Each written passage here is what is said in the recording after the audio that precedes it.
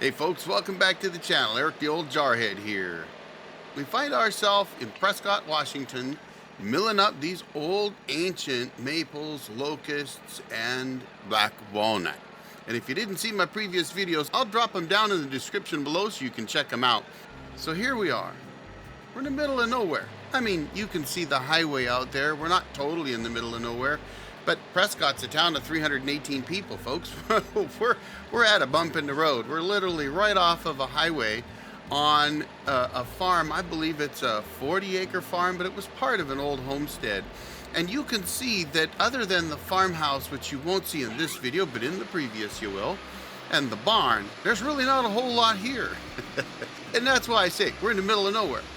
So I thought I would talk a little bit about how awesome it is to have one of these sawmills. You know, folks, I thought about doing a review on the Woodmizer Lt40 hydraulic sawmill. And I've owned it for over 7 years. And obviously, if you've watched any of my videos, and if you haven't, hey, go back and watch a couple. You'll find out pretty quickly that I really love this mill. And by the way, if you're watching this and you enjoy this kind of stuff, do me a favor. I would really appreciate it if you hit that subscribe button. It's free, doesn't cost you anything. Helps the channel out. All right, enough of that nonsense. Let's get to it. This is an Lt40 Woodmizer hydraulic sawmill. It is fully portable. It's mobile. You drag it anywhere you want to go. Now, how incredible is it to have a sawmill that you can just hook up to your truck and drag it out into the woods or out onto a farm or down the road 200 miles to somebody else's location and then turn logs into lumber with it. And it's crazy. You can mill logs that are actually too big for the sawmill. Woodmizer rates this mill to be able to mill logs that are 21 feet long and 36 inches in diameter. Now, to be fair, it's important to understand if you're trying to mill a 21-foot log on this mill, you've really got to be using 1¼ bands, and you've got to have it perfectly positioned on the mill, because your band is going to enter the log immediately after you crank it up and hit the forward switch, and it is not going to fully exit the log on the other end. The teeth will exit the log, but that's it. That means that when you come out the other end, you have to stop and wait for the slab to come off or the lumber to come off before you can pick the head up and draw back. But you can mill those. But here's the incredible thing, folks. I've milled logs that are 42 inches in diameter on this mill. Now, wait a minute. You might be thinking, hold up a second, Eric. Come on.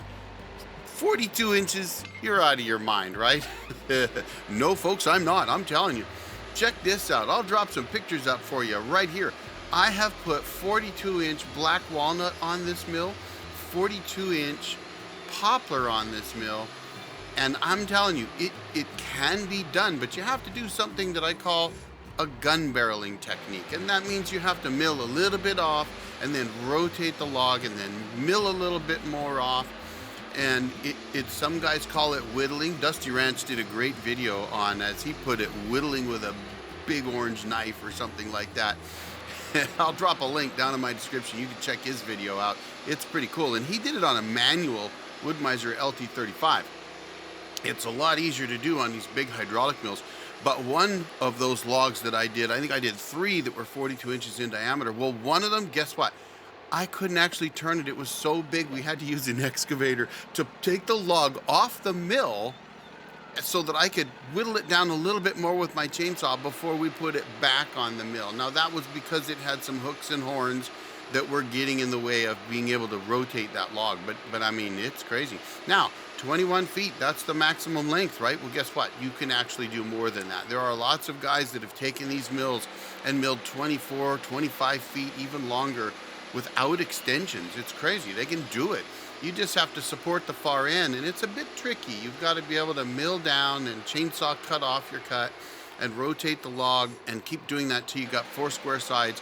Then you have to lift it up on the toe board rollers and then roll the log back onto the deck the other direction. And I'll have to do a video to show you how to do that. But it's possible. So what's the point, right? We've got this mill, this sawmill that we turn logs into lumber, and you can see I'm doing these little teeny logs right now.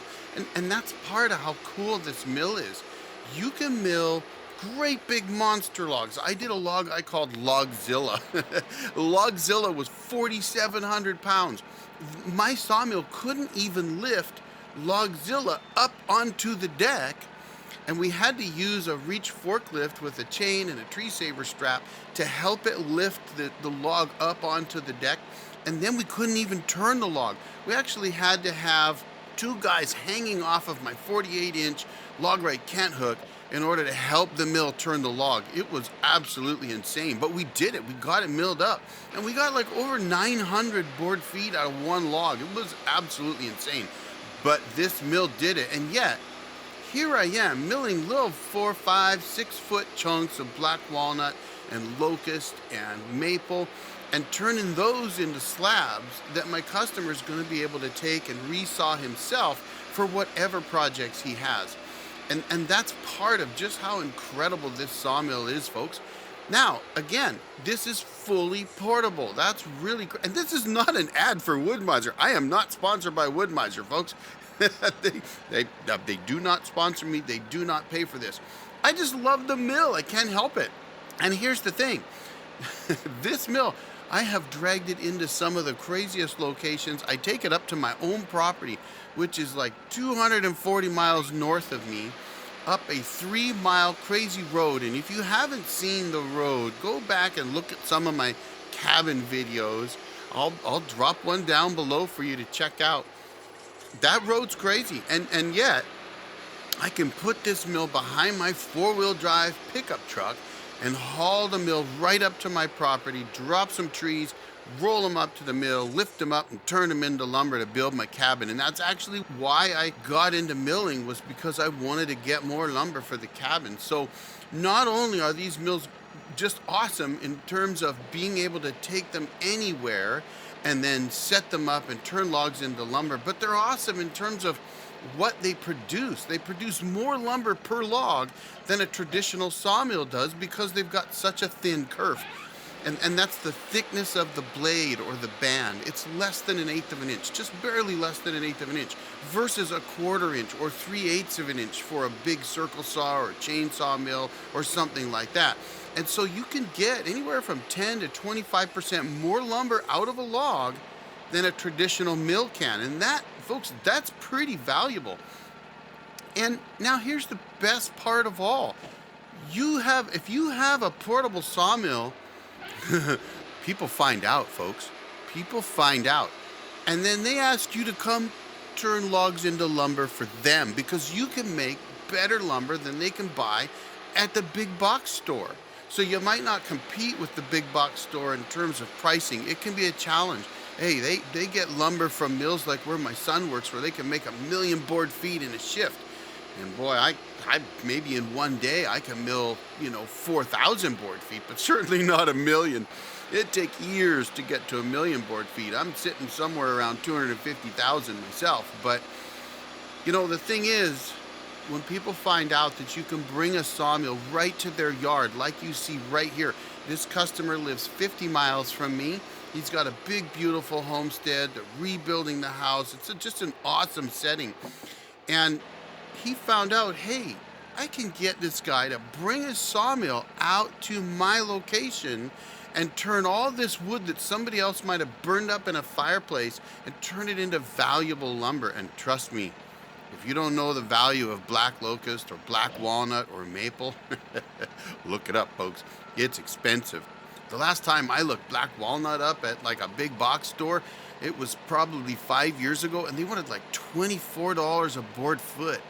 Well, I can mill that for about 40 cents a board foot. There's no comparison. Now, to be fair, I'm milling rough sawn lumber. That means that my lumber's, it's not planed, it's not kiln dried, it still has to be dried, it still has to be planed. You're still gonna have to joint it because it's rough sawn. It's what comes off of every single sawmill in the world. There's no sawmill in the world that produces anything other than rough sawn lumber. What you buy in the store is typically either surfaced 2 sides or mostly surfaced 4 sides. And that means that the logs were milled up on a sawmill, turned into rough sawn lumber, and then put through a kiln and reduced to a very specific moisture content construction lumber, typically around 15%, furniture grade 8% or less. And then they're put through a planer, which is going to plane top and bottom, and they're going to joint the sides too. And that's called a surface 4-side piece of lumber, S4S. Well, we don't produce that. We produce rough sawn. But guess what? You can make your own S4S out of rough sawn lumber at your own house. You can dry it in what we call sticker stacks, as in you just have it out in your yard and you stack up your lumber and you put sticker boards between each layer and let the wind carry the moisture away. And that is going to work for almost everything you could possibly want to do for this lumber. It doesn't have to be kiln dried. However, kiln drying does kill the powder post beetle, which makes holes in your lumber. So if you're not kiln drying, you do have to treat the lumber with something that will kill those bugs. But you can even make makeshift solar kilns that can do that. I know some people put lumber in their attic sometimes to do that because the attic gets over 150 degrees and it'll kill those bugs. But folks, I hope that you get the idea that this is an awesome thing to have. And there are other great sawmill companies out there too. Don't get me wrong. I mean, I love my Woodmizer, and this is my second one. But Woodmizers are just awesome, and any portable sawmill is fantastic to have. I love it, I enjoy it, and I'm going to do a video very soon. I've promised in a previous video that I would tell you how I paid for this mill in 13 months. That's right, I bought this mill, took it home, and 13 months later made the final payment on it. Now, these mills are not cheap, folks. Granted, when I bought my mill, it was about $26,000. Today, they're around $40,000 or more, maybe. But you know what? You could still do it today the same way I did. And I'm going to give you that in an upcoming video very soon. So stick around for that. Anyway, folks, I hope you enjoyed this video. And if you did, do me a favor. I would love it if you'd hit that like button and share this video for others to see. Lots more coming on the channel. Thanks for watching, folks. Hope you have a great day. The old Jarhead out.